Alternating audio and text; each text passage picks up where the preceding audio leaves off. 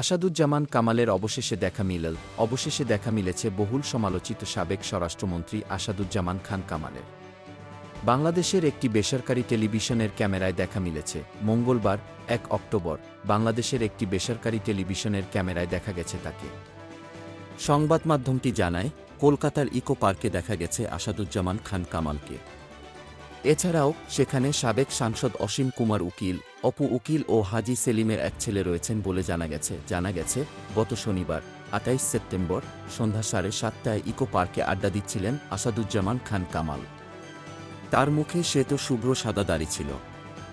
এ সময় তার সাথে আরও কয়েকজন ছিলেন।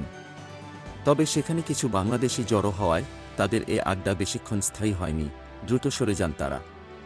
সে সময় পার্কে থাকা কয়েকজন বাংলাদেশি নাগরিক সংবাদমাধ্যমটিকে বিষয়টি নিশ্চিত করেছেন। পার্কের দায়িত্বে থাকা ব্যক্তিরা জানিয়েছেন, বাংলাদেশিরাও ইকো পার্কে বেড়াতে আসেন, তবে এখন সংখ্যায় কম। এদিকে আসাদুজ্জামান খান কামালকে ধরতে দেশে ৪ দফা অভিযান চালালেও ব্যর্থ হয় আইনশৃঙ্খলা রক্ষাকারী বাহিনী।